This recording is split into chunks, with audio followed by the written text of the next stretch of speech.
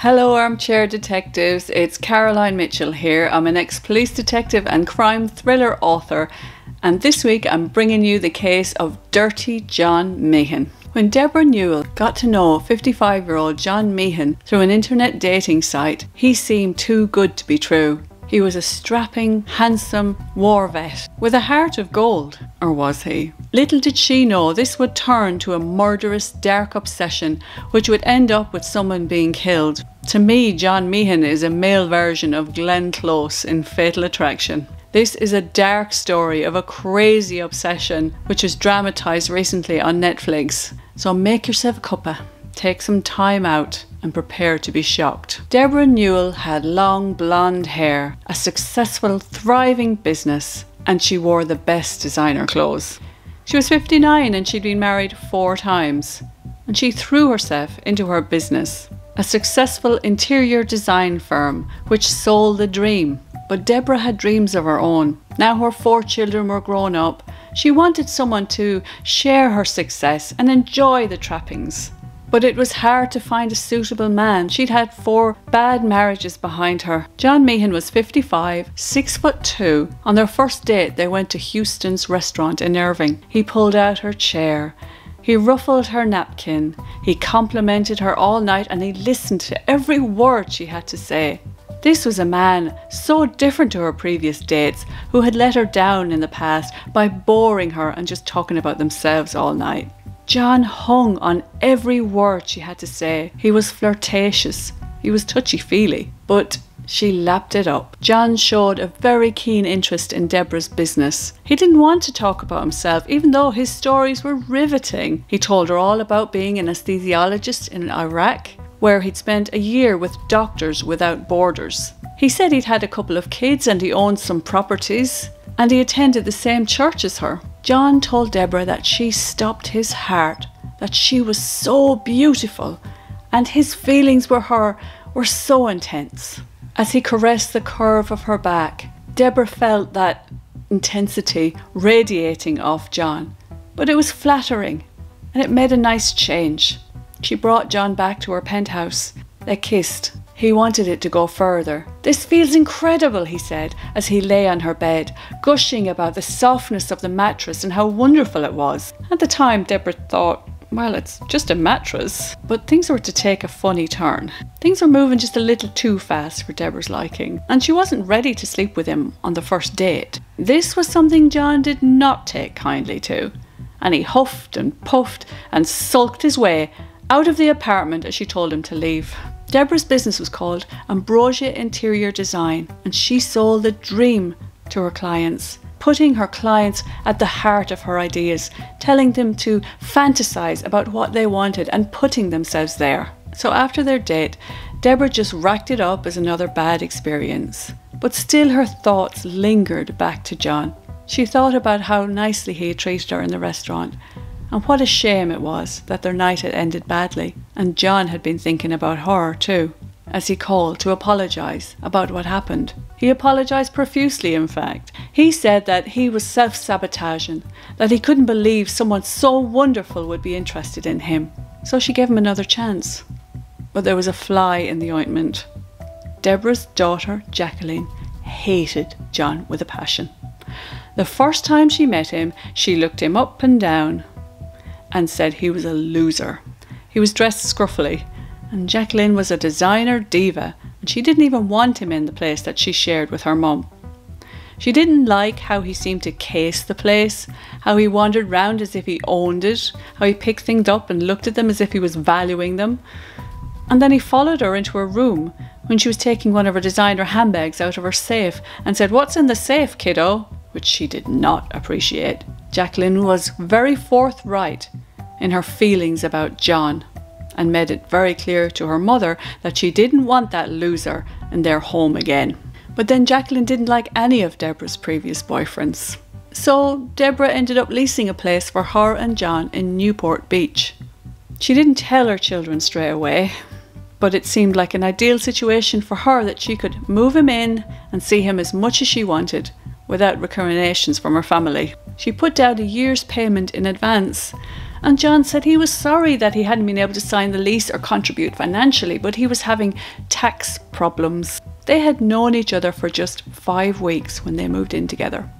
Things were moving fast. Deborah knew her kids didn't like John, but she said that he didn't see how well he was treating her. How he made her a smoothie every morning before she awoke. How he got her clothes ready, picked up her dry cleaning, took her Tesla and Range Rover for maintenance, bought her groceries, carried her purse, made her drinks, did more for her than any PA ever did, and that was with a kiss and a cuddle at the end. 23-year-old Tara was another one of Deborah's daughters. She was a sweet, nice girl who loved her mother dearly, and she wanted to visit her. She lived in Las Vegas with her boyfriend Jimmy, and she went to visit her mum when she heard she'd moved.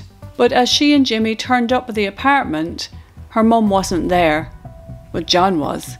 And he was single-handedly showing how macho he was by moving in a mattress all by himself. He was very cold to the couple. I mean, downright rude. And Tara wondered what she'd done to offend him. John towered over her by a full foot, and a coldness came off him, and Tara became suspicious of John. So just before Thanksgiving, they had a family reunion, and Tara did a little bit of snooping because she wanted to know what the real deal was with John. So she went into her mum's bedroom and found a certificate saying that John wasn't actually a doctor as he had claimed, but a nurse. Deborah found Tara snooping through John's things and became very annoyed. And then John came into the room and became furious and started having a real go at her, shouting and saying if that was his kids he would have hit them for it. But Deborah remained quiet. She didn't defend her daughter, and Tara took that very personally. Like her sister, Tara wondered why John was always so scruffy. He was always wearing these dirty old scrubs. He never wore anything else. He was meant to be a doctor. Surely you didn't go in and out of an ER with dirty, grime-ridden scrubs.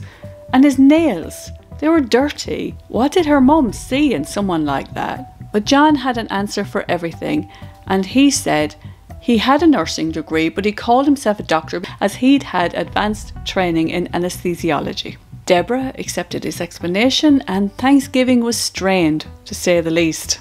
But he had one fan, and that was Deborah's mother, Arlene. Yeah, she thought he dressed a bit scruffily, but she took a liking to John. She told Deborah, "He's so nice and courteous. I think he's a great guy." Deborah found a therapist who assessed the situation and told Deborah and Jacqueline that they would just have to get on. She told Deborah that she needed to be firm with her children and she was entitled to a relationship of her own. Deborah did think John was kind of a mess, and she subtly brought it up with him. He'd said his clothes had been stolen when he was in Iraq. But he said, "I'm yours, dress me, whatever you like," and she did. She bought him lots of designer clothes and suits, and he was happy to be treated like a doll. He kept begging her to marry him, but she resisted. I mean, they had only known each other weeks. Then they went to Las Vegas, got somewhat tiddly, and he proposed again. And this time Deborah's defences were down, and the pair of them married in a chapel in Las Vegas. They had known each other for less than 2 months. Back in Orange County, Jacqueline was thinking about John's fingernails, how his scrubs were frayed around the heels, and the weird misspelt texts that she sometimes got from her mom's phone. She knew they were from John. Jacqueline bought a magnetic tracker and put it on her mom's car so she could track John's movements while her mom was at work.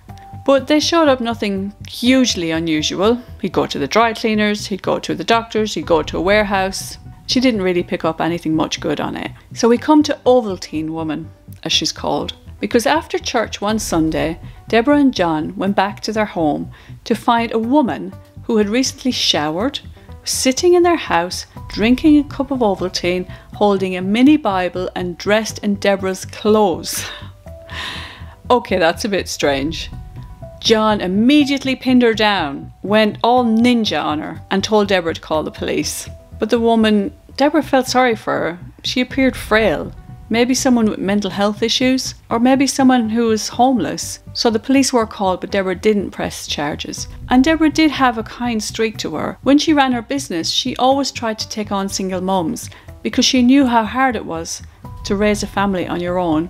So Deborah dropped any charges against the woman and she thought that was the end of the matter. But it only sparked something in John, because then he insisted that he wanted CCTV cameras everywhere, inside and outside her house, and not only there, but in her place of work, so he could track her movements on his phone. And Deborah agreed. She didn't like to say no, after all. He wasn't being unreasonable. She was a wealthy woman. She had valuables both at work and at home. And, John was only looking out for her. So the cameras were installed. But two could play that game. And Deborah found out how to install the app needed to check out the cameras in her home. And she found out that John wasn't going to work all day, as he'd said. Indeed, he'd drive out in his scrubs, and then once she was gone, he'd come home minutes later and sit at home playing video games all day. Some days he'd just climb into bed and go to sleep. Not bad life, eh? She watched him inject testosterone, and he said this was for his kidneys. She watched him pop Oxycontin, which he said was for his bad back. John was not averse to taking drugs. Another odd thing that happened was when Deborah's nephew Shad came to stay. Now, Deborah had a lot of time for Shad, and we'll discuss Deborah's sister shortly. Shad kind of liked John. He said he was a good guy. He had some impressive stories about Iraq. But it was something that John said that turned Shad against him. Certainly the hatred between John and Deborah's daughter was evident. John was making margaritas in the kitchen when Jacqueline's name came up. I could take her out from 1,000 yards, John said. Shad began to grow concerned for his aunt. And when he heard that Deborah's daughters had hired a private investigator, he became involved too. He learned that John had been bankrupt, that he wasn't a doctor, and he had lived in a trailer park before he met Deborah. He also had another address, Orange County Jail. In early March 2015, Shad told Deborah everything he had found, and her response amazed him. She said she didn't care, because even if it was true, she loved John, and she was staying with him.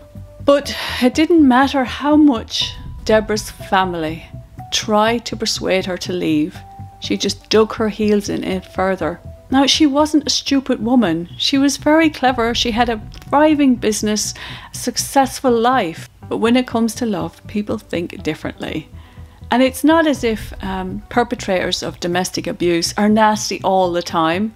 I used to safeguard high-risk victims of domestic abuse, and I know how coercive control works, and it's drip-fed, and it's a little bit at a time. It's not all at once. We can look it back now and judge, but he was so loving to her. He treated her like a princess, but he was tightening the grip all the time, tightening those screws as he gained more and more control of her life, until it was so hard for her to walk away. He made it look like she was being unreasonable for siding with her children, so she always sided with him.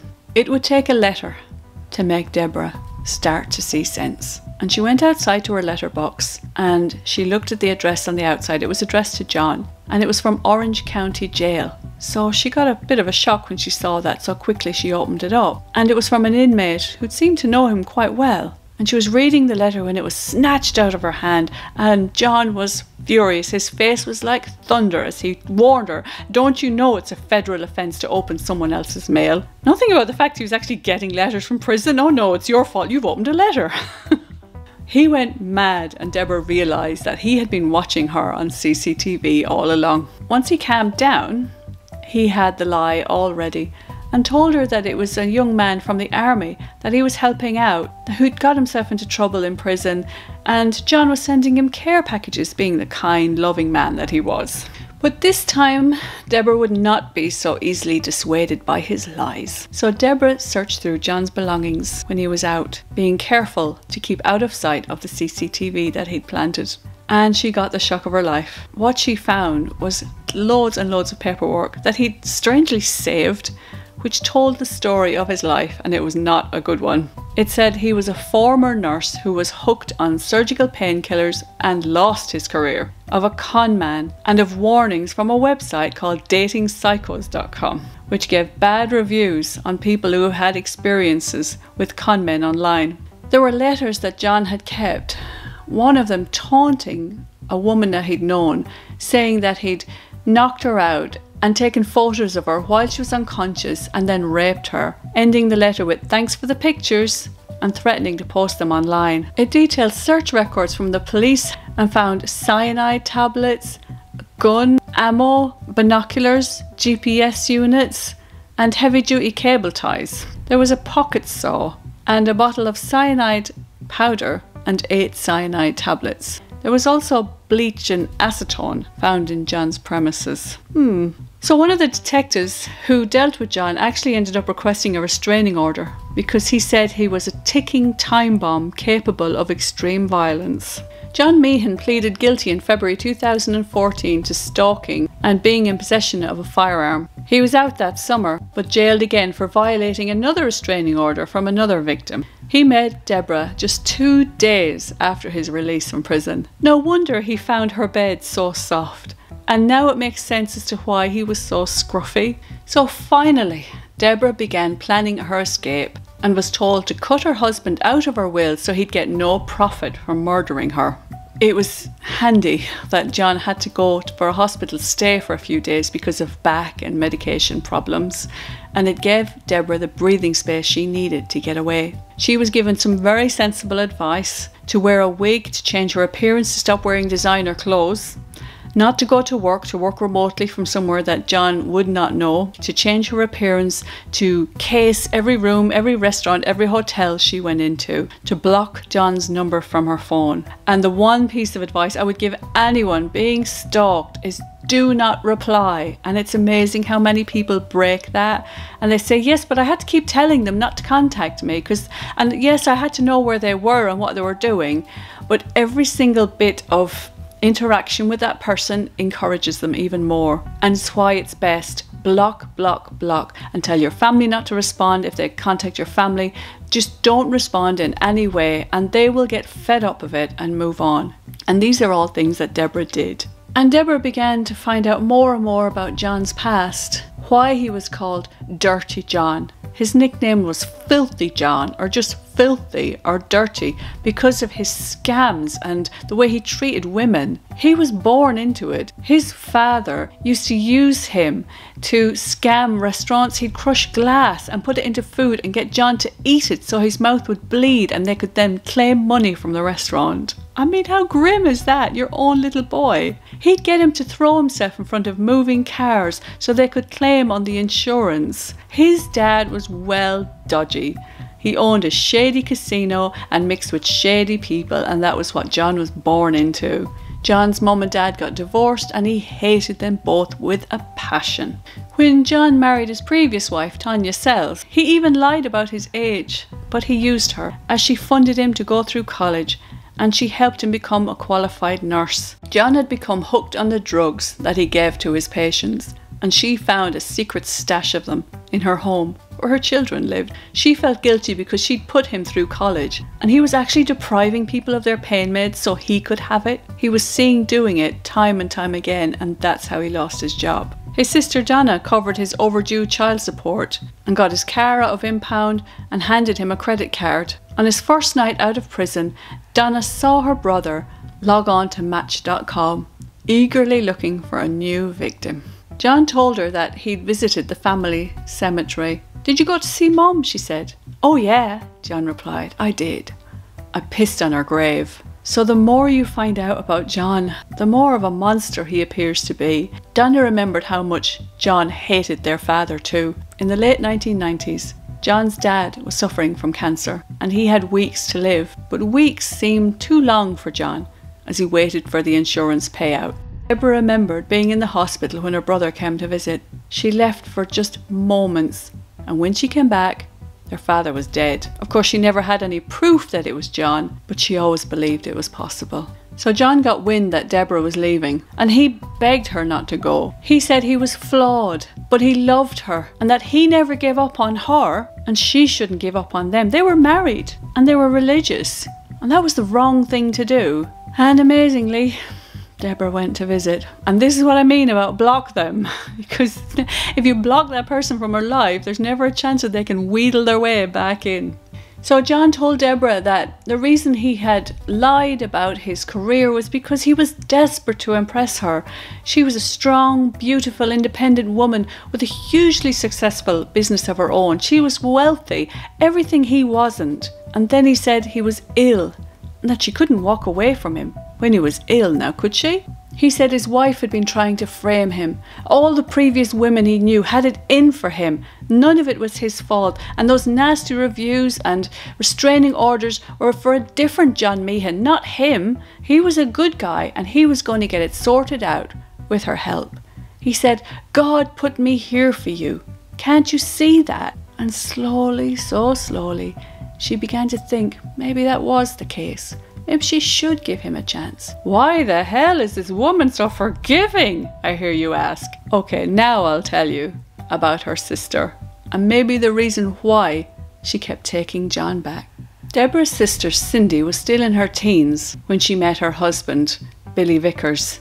But the marriage didn't work out. He was a balding supermarket manager who liked sports.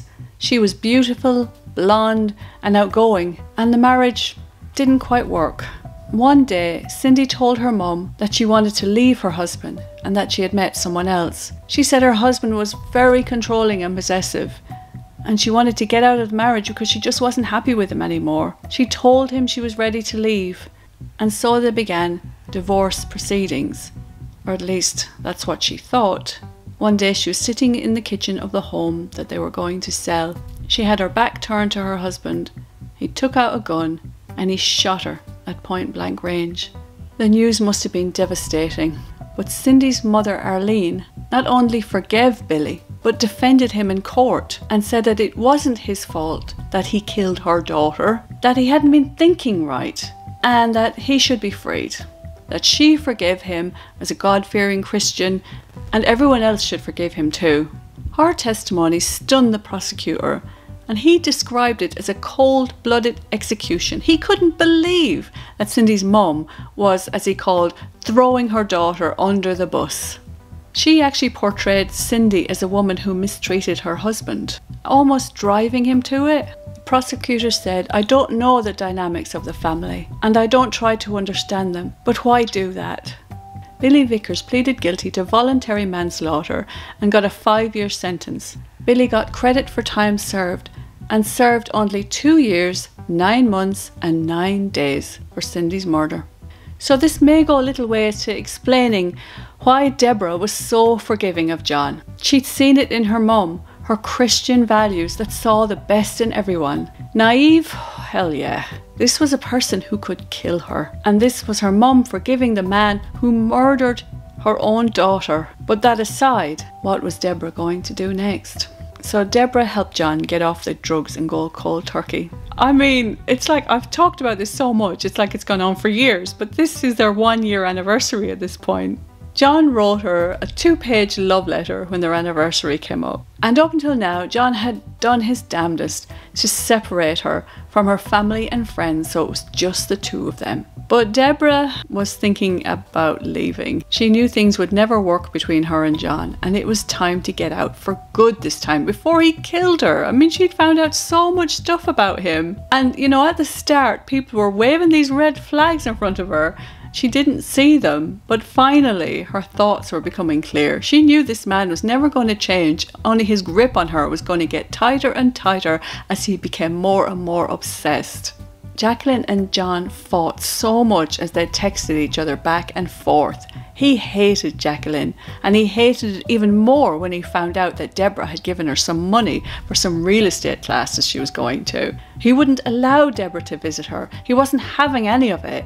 And I think that's what really made Deborah see sense. It wasn't even so much the danger to her, it was the fact that he was stopping her from seeing her daughters, who she loved so much. In March 2016, after just a 1.5 years of marriage, Deborah decided enough was enough. She grabbed what she could and got ready to leave, but John was not happy. He told her to hit him because he said, "Hit me and I swear you'll never get up again."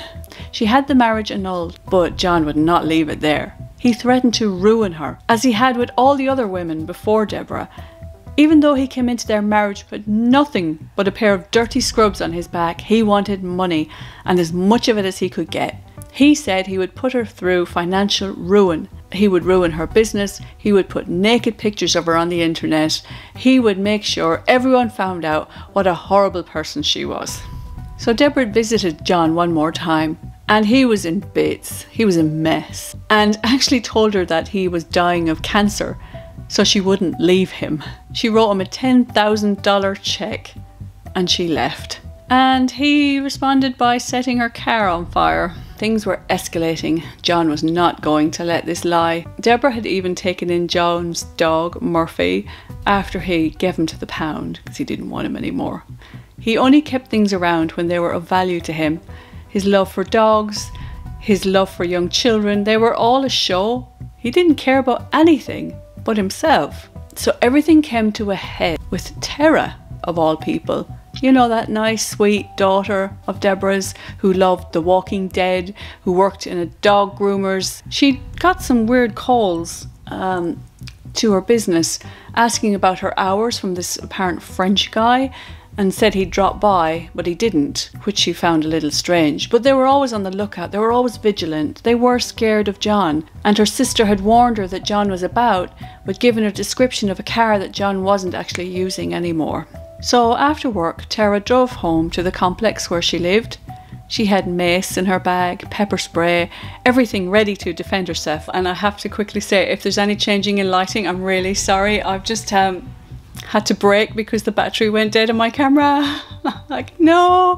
I'm going to crack on because we've only got a few minutes left in this story and I really can't wait to share it with you. So Tara walked around the back of her car. She had her dog with her, and next thing, this strong hand clamped over her mouth and she just heard this chilling voice, and it was John saying, "Do you remember me?" Her dog, bless him, was biting at his ankles as he attacked Tara, and she said he had this kind of Taco Bell bag with him, and she felt it thumping against her, and she didn't realize that he had this big long bladed knife in the bag, and he was actually stabbing her, and she fought with all her might. I mean, this was a busy complex. People were watching this, but luckily some people did come to her aid and call the police and ambulance. He was, I think, trying to bundle her into his car, because they later did find a bit of a kit in his car. There was duct tape, cable ties, and a set of kitchen knives in his car. So I think it could have been a ransom thing, but she wasn't going to come out of this alive. And she screamed and she kicked, and as he was trying to stab her, he kind of fell on top of her, and she managed to pedal kick while he was kind of coming at her. And she said later that all she could think of was the Walking Dead programs where they, you know, how to defend yourself in these awful situations. You got these zombies coming for you, which is really surreal, but it's amazing what goes through your head when the adrenaline kicks in. And she kicked the knife out of his hand and it fell to the side, and she actually managed to reach it with her right hand, and she got the knife, and while he's on top of her, I'm sure he didn't expect her to fight back so ferociously, but she stabbed him, and she was just stabbing for her life, and eventually she got, as she called, the kill shot. She stabbed him through the eye and it went into his brain, and that was enough to stop him. The ambulance came, but he was actually revived at the scene. Tara made a phone call to her mum, and she was stabbed. She had a bad slash in her arm as she was trying to protect herself, defense wounds, and she called her mum and she said, "I think I've killed your husband." And he was brought to hospital, and they did get a faint heartbeat, and he was hooked up to a machine, and they were given the decision what to do. And Deborah later said that she let the nurse make the decision, but basically they turned off the machine. He was dead anyway. His funeral was a very sorry affair, as he was cremated in a cardboard coffin, and that was the end of John. But he left behind him a legacy, as the women involved in this awful plight have now gone forward and made their story public to try and help other victims of domestic abuse, in particular these type of dating Lotharios that are just out to rip women off. Indeed, when they went back to John's place, they found all sorts of strange things in his apartment, but one of the things that really struck me was that the day they got married, he was flirting with 3 different women on dating sites. And you know, to be honest, I really didn't think this video would have this ending. I've dealt with victims of domestic abuse for years. I lost several victims because it was so hard to get them away from these controlling people, and I did think the ending of this story would be a lot different to what it was. I was sure Deborah would end up being murdered just as her sister was murdered.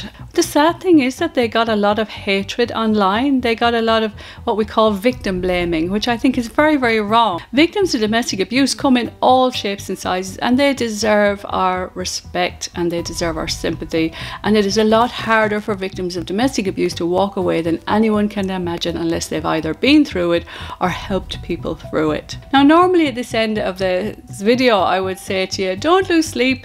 These are very rare crimes, but you know, I'm not going to say it this week because domestic abuse is not rare, it's very common. If you're dating online, you have to be so careful. This is for men and women. Please safeguard yourselves. Please don't give people your address. Please don't invite random strangers into your home. Meet them in public. Safeguard you, safeguard your family. And if your family start waving red flags, please don't see a parade. If you've enjoyed my videos or got value out of them, I would hugely appreciate a like. I'd love to hear your comments. Have you ever been in a weird situation like this?